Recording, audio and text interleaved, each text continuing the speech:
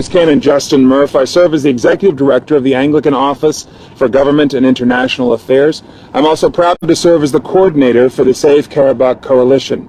As we gather today on International Holocaust Remembrance Day, it is right to remember those who have suffered from genocide and who were persecuted for their faith.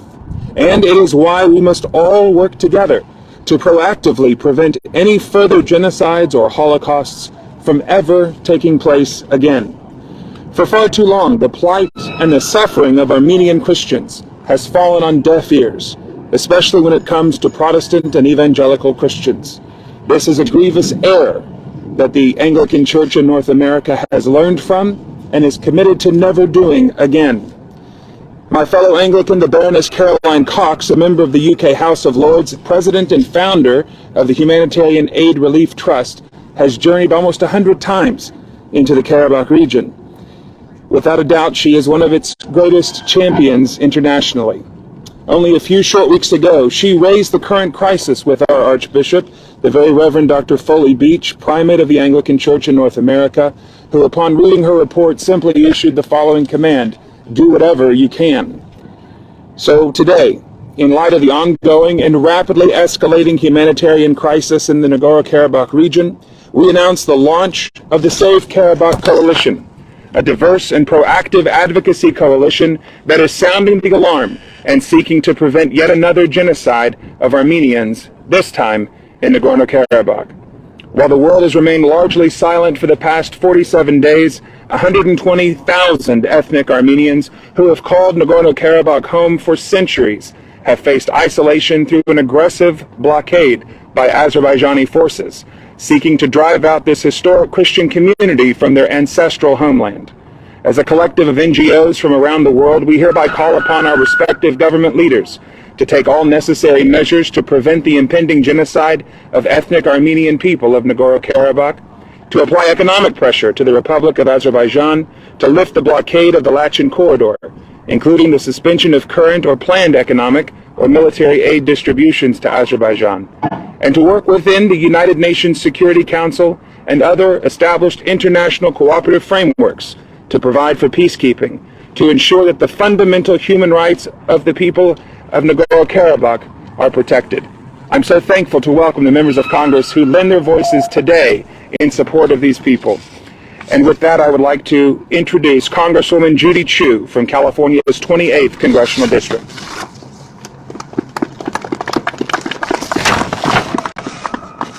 Yes, hello. I'm Congressmember Judy Chu from California's 28th District, and I want to thank the Armenian National Committee of America, Christian Solidarity International, and all those here today in this coalition who are standing up for the peaceful people of Artsakh. On December 12th, Azerbaijan violated the terms of the ceasefire agreement yet again by implementing an illegal blockade of the Lachin Corridor, the only road connecting Artsakh and Armenia, putting thousands of innocent lives at risk. This blockade is depriving the people of Nagorno-Karabakh of life-saving medications, food, energy, and other necessities. That is why I have urged the Biden administration to use all the tools at its disposal, including sanctions, to ensure the safety of those in danger. As one of the few members of Congress who visited Artsakh in person, I've seen for myself how hard the people there were working to build a thriving, peaceful, democratic society. That resulted in Azerbaijan banning me from the country. Well, that visit and Azerbaijan's reaction reaffirmed for me that we need a lasting peace in the region that recognizes people's right to determine their own future. The launch of the Save Karabakh Coalition here at the U.S. Capitol is an inspiring show of support for the 120,000 Armenians living in Artsakh peacefully but suffering at the hands of the Aliyev regime. I will continue to work with my colleagues here in Congress to make sure that the United States stands up for the ideals of democracy and self-determination, and to that end stands with the people of Artsakh. Thank you.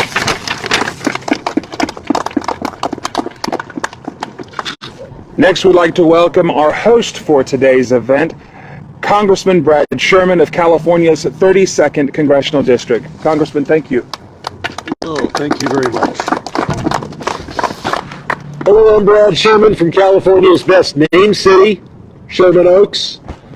I am so pleased to be with Senator Brownback, Jim Costa, Lou Correa, and of course we just heard from Judy Chu. Congress is certainly interested in this issue. I want to recognize that this is a painful time for the Armenian American community and for Armenians around the world. 120,000 ethnic Armenians in Artsakh have faced 50 days of blockade from Azerbaijan. A blockade that has depleted food and medicine, and they've cut off natural gas supplies at the very center of winter. I'm glad to see that the President of the United States, President Biden, through his Secretary of State, Secretary Blinken, and I'm pleased to see that the European Parliament has condemned this blockade. But condemning the blockade is not enough if there are no consequences.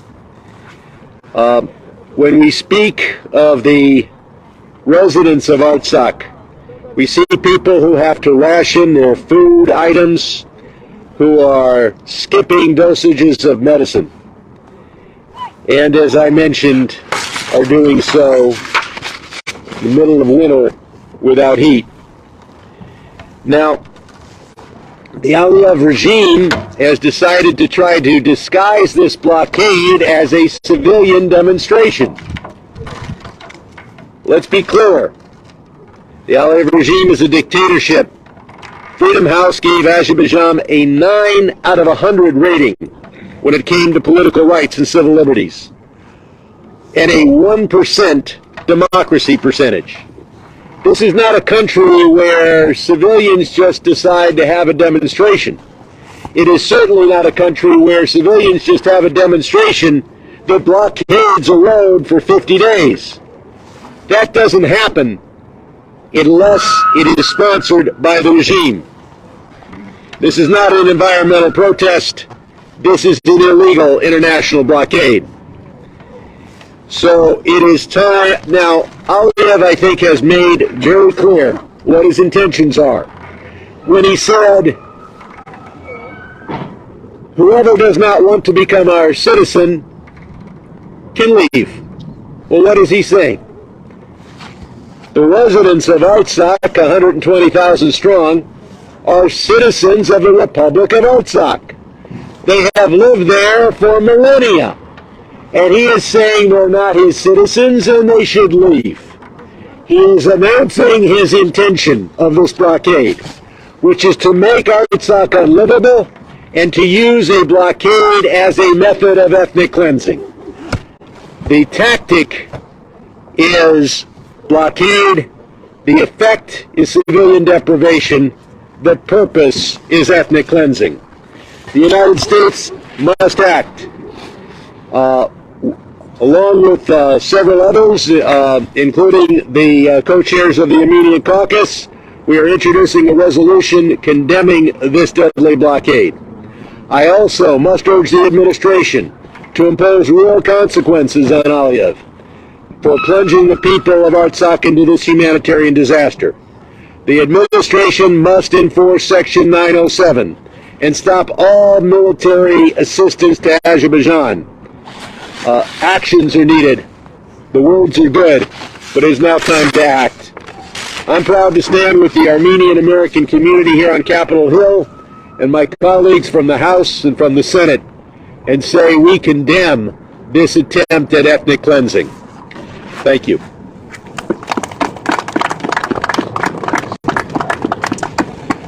Next, I'd like to welcome Congressman David Valadao of California's 22nd Congressional District and co-chair of the House Armenian Caucus. Thank you. Good morning, everyone. My name is David Valadao. I represent California's 22nd Congressional District. Thank you for having me. As co-chair of the Armenian Caucus, I'm glad to join all here today to support the Save Karabakh Coalition. Azerbaijan, the situation is growing more dire every single day. Azerbaijan is once again weaponizing critical infrastructure and manufacturing a humanitarian crisis for Armenians living in Nagorno-Karabakh. The U.S. must use every single diplomatic tool at our disposal to end this blockade and ensure the safety and well-being of Armenians living in Artsakh. I'll continue to work with my colleagues in Congress to raise awareness about this very important issue and work to hold Azerbaijan accountable. Thank you for all your efforts and for your hard work.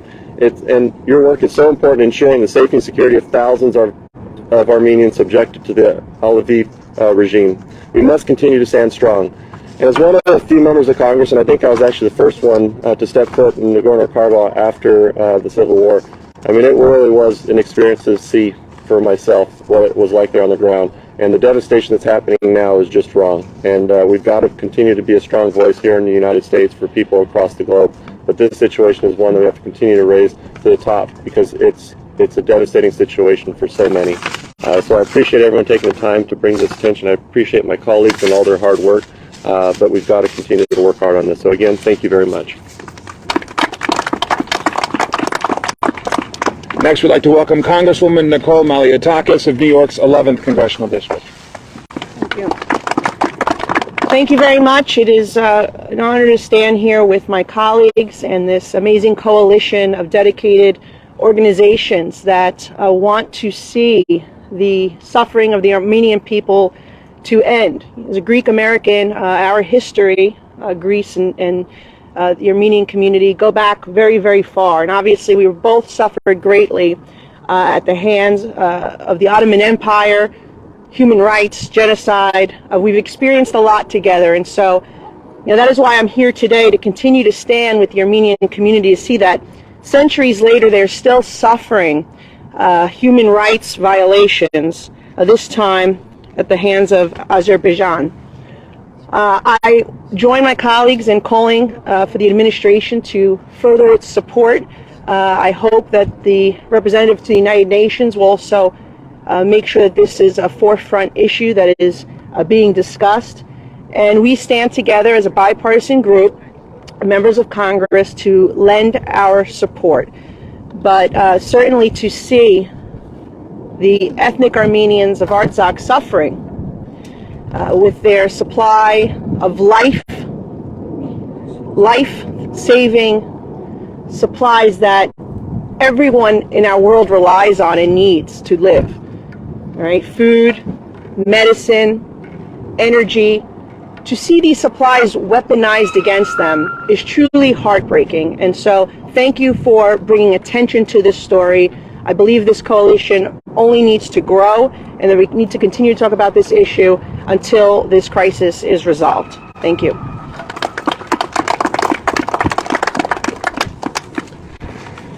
Thank you. Next up, Congressman Jim Costa from California's 21st Congressional District. Thank you very much.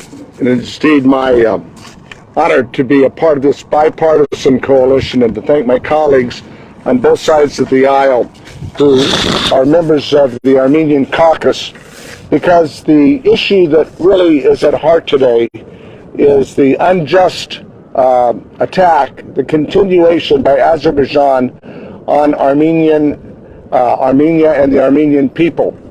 Let's be clear, this is all about ethnic and religious cleansing on views of the world that go back centuries.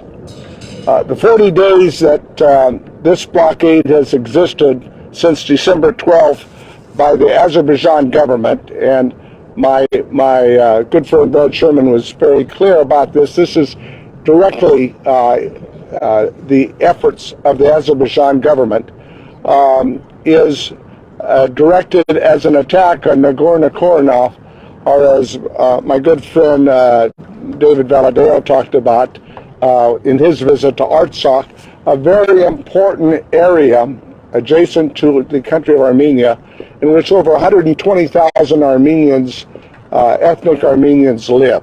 It's their home. And clearly, this is a continuation of the previous attacks that Azerbaijan has made upon the country of Armenia. to rid them of their home. This blockade is attempting to prevent provide provisions of medicine, food, and clothing, and other supplies that are dwindling. The authorities in Artsakh are taking on rationing of supplies, critical supplies to sustain themselves of oil, rice, sugar, just to name a few of the basic necessities of life to live. In addition, Azerbaijan has cut out natural gas, telecommunications, and electricity in the region, leaving large parts of the population during this time of the year when winter has set in freezing temperatures and in the dark. This is a horrific impact on this continued ethnic cleansing on behalf of Azerbaijan. Failure to resolve this current dispute will only result in more suffering and isolation and will provoke new unrest. And therefore, we call upon the administration and us with our coalition partners in Europe to put all the diplomatic pressures on Azerbaijan to comply with the Minsk Accord. Now, of course, one of the guarantors of the Minsk Accord was Russia. And we clearly know that Russia, given their attack on Ukraine and the war criminals that the Russian government, beginning with Putin, are not going to enforce with the 22,000 plus Russian soldiers at the border, the Minsk Accord. That just isn't going to happen. I don't have faith in the Russian government, that's for sure. I'm very proud to co-sponsor this resolution with my colleagues back here that really speaks to the Azerbaijan blockade of the Armenians in Artsakh. We must hold the Azerbaijanis accountable.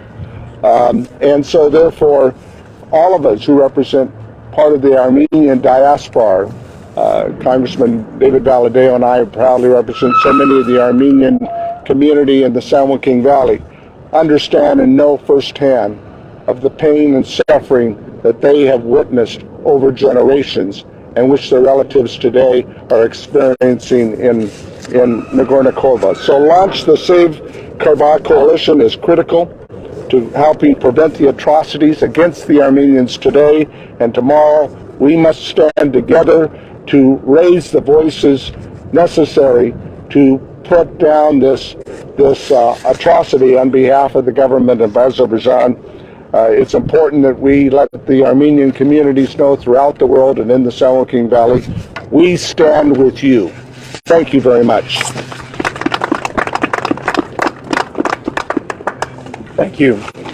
Next, we'd like to welcome Congressman Lou Correa from the 26th District in California. Thank you very much. Good morning, everyone. I want to thank you for being here today. I'm Congressman Lou Correa, Orange County, California. So I was walking over here, I was reminded of being a kid in the hood way back when, growing up in Orange County. One of my best buddies, gentleman, last name Avetisyan, to play after school together, played sports together, and Art soon enough let me know that he was Armenian. I said, where is that? Where are you from? I learned more about the history of the Armenian people. I learned of the genocide, the centuries of struggle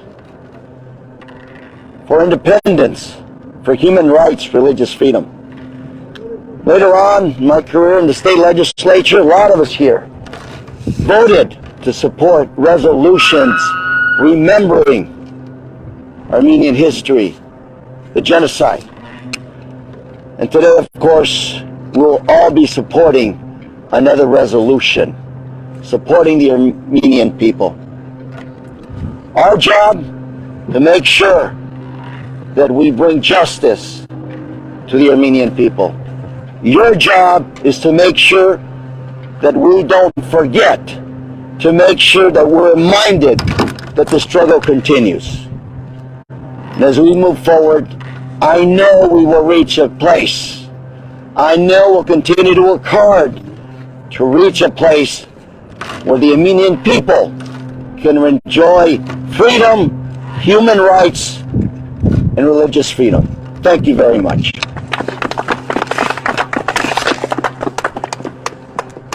Thank you. Next, we'd like to welcome from the 12th Congressional District of California, Congresswoman Barbara Lee, Ranking Member of the House Appropriations Subcommittee on State and Foreign Operations. Thank you very much and good morning. First of all, I was proud years ago to join my colleagues in declaring the atrocities against the Armenian people genocide. I remember I was on the Foreign Affairs Committee and learned quite a bit just during that debate about why it had to be declared and why this country needed to acknowledge the genocide that took place against the Armenian people. And as the former chair and now the ranking member of the Appropriations Subcommittee on State and Foreign Operations, and also a member of the Congressional Armenian Caucus, I have long been a strong advocate for humanitarian support and recovery needs arising from, of course, the Artsakh conflict. As we all know, Artsakh is enduring major and growing humanitarian crisis caused by Azerbaijan's illegal, mind you, illegal blockade of the Lachin Corridor, Artsakh's only humanitarian lifeline to Armenia. And so, yes, like all of you, I strongly condemn Azerbaijan's blockage of the vital corridor connecting Armenia and Artsakh and call for the immediate opening. With extreme fuel and food and medical shortages, this is now a dire humanitarian crisis. And so I'm pleased and I thank you all very much because this wouldn't have happened without the community here and the leadership and people who really helped us put the language into the fiscal 23 omnibus funding bill to ensure that we have a comprehensive strategy to address the humanitarian needs of the Armenian people, and I look forward to continuing to work with the administration to get this done.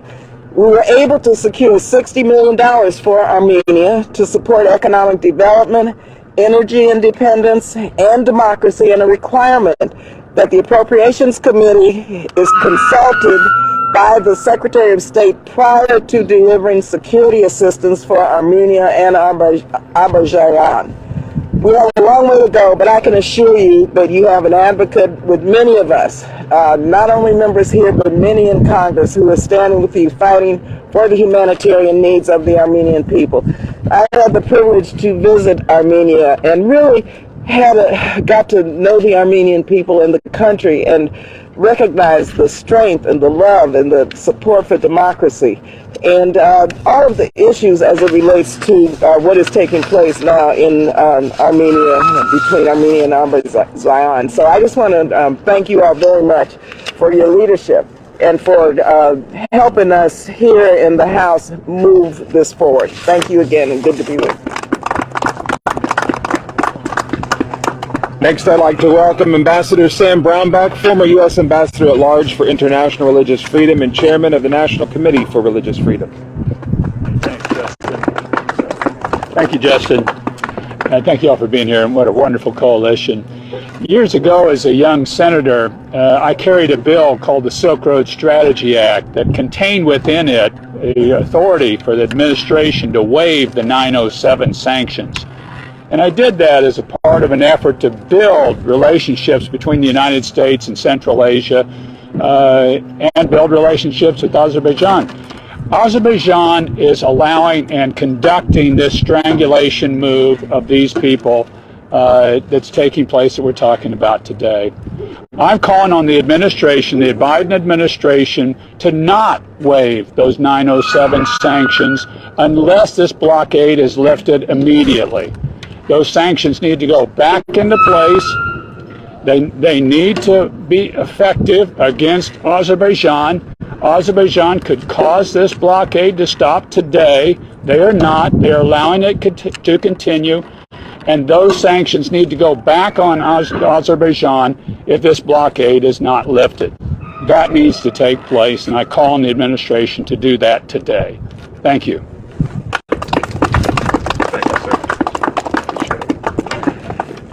Next, I'd like to welcome Mr. Aram Hamparian of the Armenian National Committee of America.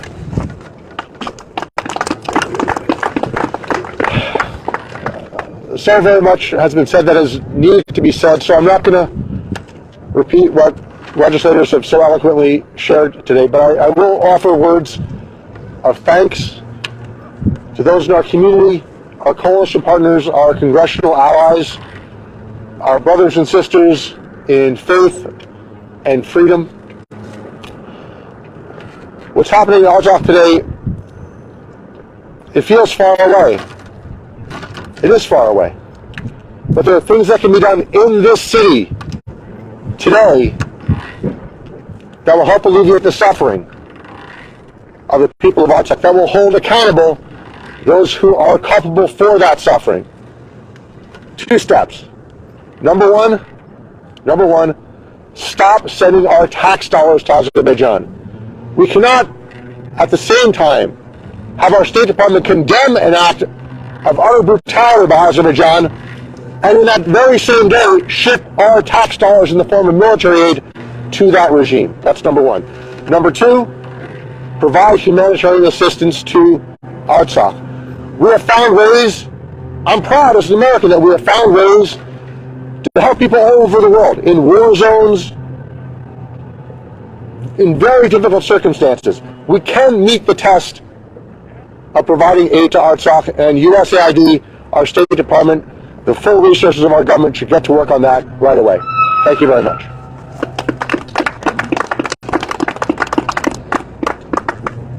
Next, I'd like to welcome the Honorable Robert Avetisyan, Permanent Representative of the Republic of Artsakh. Thank you. Thank you, Reverend Ambassador, dear friends, compatriots. It's a pleasure to see you all, but unfortunately it is a crisis that brought us together here. We've heard many times that it's been already 47 days that the lives of every Artsakhi, 120,000 people, including 30,000 kids, 20,000 elderly, and 9,000 people with various disabilities have been severely worsening. Patients, many of them in critical condition, continue to suffer in hospitals from the lack of medicines and the ability to get the proper treatment outside the Republic. And grocery stores, markets are almost full. They're running low on even the most basic products, and only a fraction of it has been supplied by the ICRC, the Red Cross, and the peacekeepers. And to further aggravate the situation, the adversary is playing with the gas supply, has cut the electricity main line from Armenia, and also disrupt the communication. What is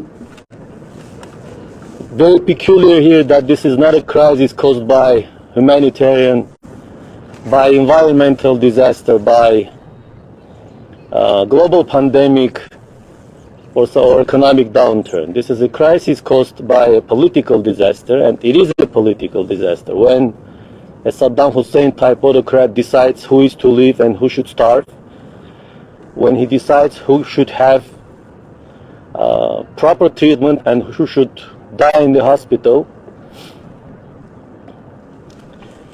And for us in Artsakh, it's clear that the intentions of the autocrats in Baku are genocidal against our people. They want to leave us with 2 choices: either to leave our homes or to stay and die from starvation, cold, or hunger, or diseases. Despite all that, besieged but unbroken, Artsakh continues its struggle. Our kids don't have baby formula, our patients lack medicines, but the people and the state continue the fight to protect our right to live as a free and sovereign democracy. We are not alone in this fight, and we should not be.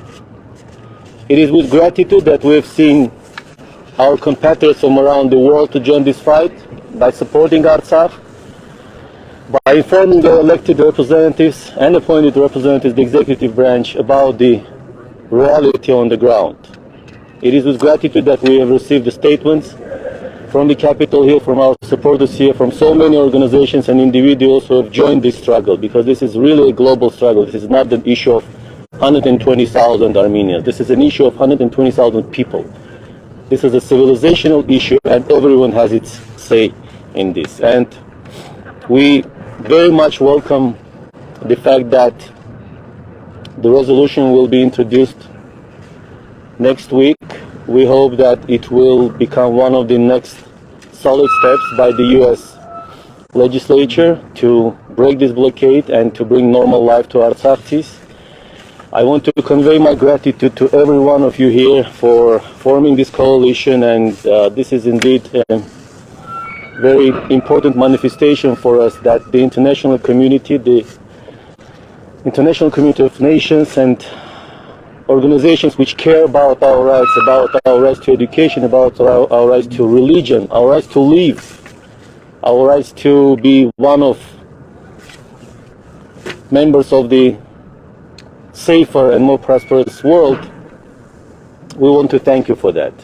And I hope that together we will join our hands, and by the success of this coalition in breaking the blockade of Artsakh, we will also send the proper signal to atrocities around the world who think that the law of the jungle can work, that oppression and aggression and hatred can prevail over justice and democracy. Thank you very much.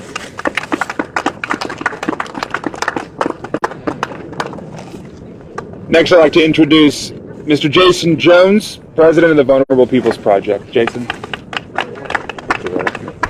It's a privilege to stand here today with Ambassador Sam Brownback, the coalition of members of Congress.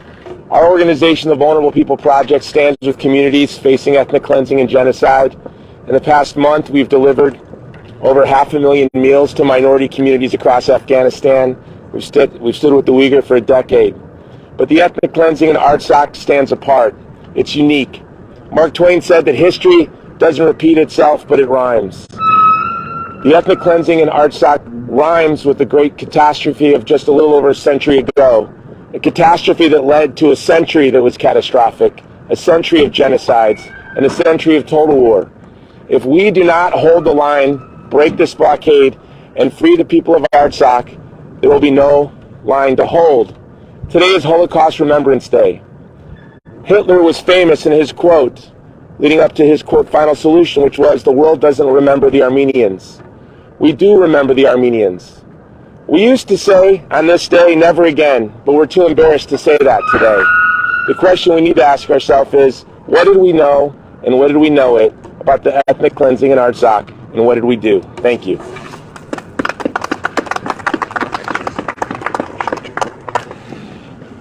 Next, I'd like to introduce Mr. Joel Feldkamp from the Christian Solidarity International.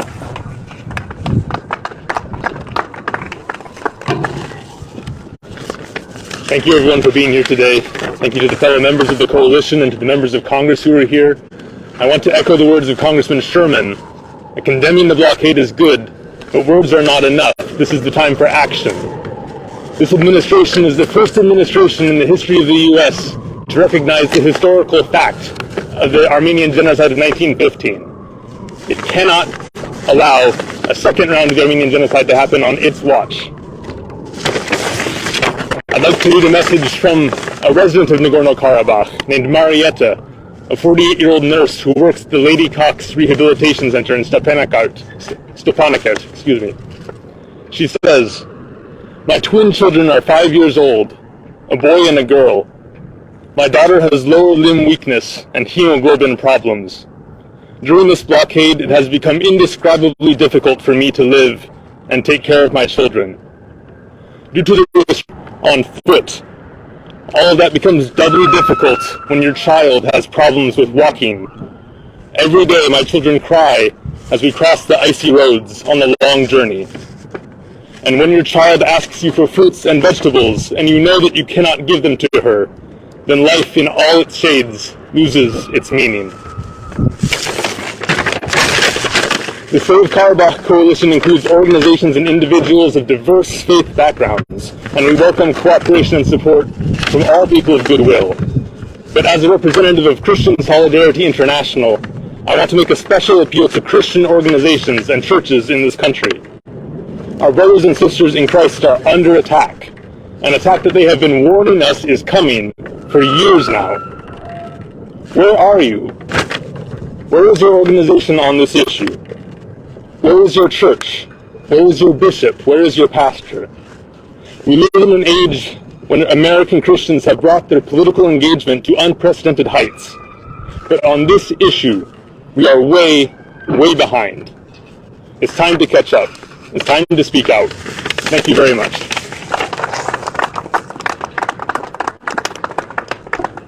Next, I'd like to welcome Dr. Greg Stanton from Genocide Watch to say a few remarks. Good to be with you. Thank you. Let us make no mistake about it. The blockade of Artsakh is an act of genocide.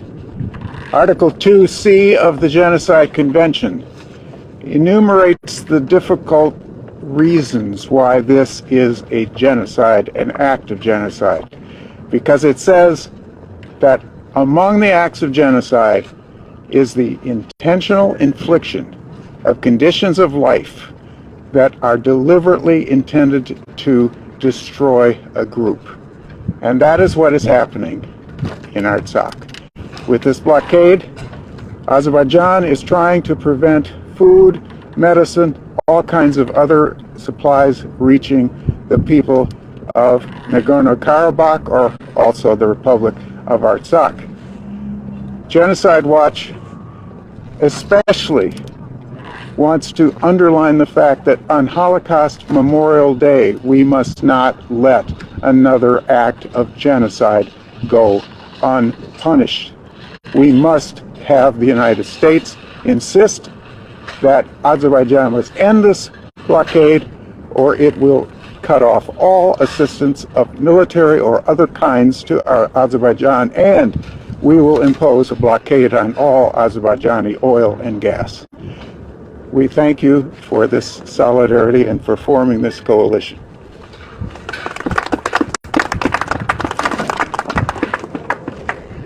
Next, I'd like to welcome Mr. Dean Salakis from the Hellenic Leaders. Good morning, everyone. I'm with the Hellenic American Leadership Council, and I would just like to first let everyone know what an honor it is to be here, to be part of this coalition. Hellenes stand next to the Armenian brothers and sisters, because after all, we're Armenians by experience. Like the Armenians, we suffered during the Christian genocide perpetrated by the Ottoman Empire and Turkey. And for 100 years, we've been waiting for the world to be serious about its pledge of never again. This latest attempt at genocide in Artsakh is proof that the world has not yet gotten serious about its pledge. So today, on Holocaust Remembrance Day, it is time to get serious about the pledge of never again and end the Artsakh blockade. Thank you.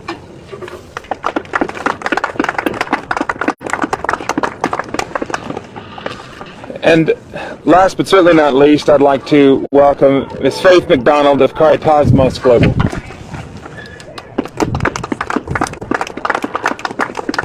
Thank you very much. It's an honor to be with this group, to be part of this coalition. I'm the Director of Advocacy at Caritasmos Global, which is a human rights and advocacy organization in the Anglican Church in North America. And we stand with our friends here and with the Armenian people of Artsakh facing this egregious humanitarian crisis. Many years ago, just before the end of the Soviet Union, I went to Yerevan on a church mission trip. And the people who had us there took us to the Genocide Memorial, which was a beautiful but heartbreaking sight to see, and really impacted upon me the truth of the genocide that took place in 1915. Later, they took us to visit some Christian families that had fled from Nagorno-Karabakh to Yerevan. They had been treated brutally, and they were still going through terrible trauma.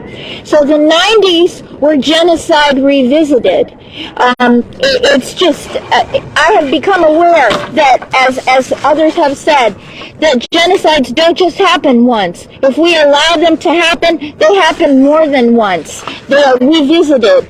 And now, in the terms of the UN Genocide Convention, the conditions are present for genocide again in Artsakh. Will we, the United States and the world community, really allow the Armenian people to go through genocide again? Katartismos, my organization, the word is a Greek word that means to equip. But it also is a medical term that means to bring into alignment, as in the person's skeletal alignment in their body. We're out of alignment if we look away and pretend not to see when a people are facing genocide for the third time. We call on the U.S. government and the world community, but particularly, as my brother Joel has said, the Christian community, the churches, to not look away. The Bible says, if you look away when slaughter is happening, does not the one who knows the heart know what you're doing? And we say to the churches especially, it's time to speak out for the people of Artsakh who are facing genocide. Thank you. We invite you and welcome to join to the Save Karabakh Coalition. You can find more information at savekarabakh.org. Also, we invite you to join us this afternoon at 2 p.m. at the Azerbaijani Embassy, where we will be staging a civil action and protest to protest the aggression of the Azerbaijani government against the people of Nagorno-Karabakh. Thank you so much for being here today. God bless you. Have a wonderful day. Goodbye.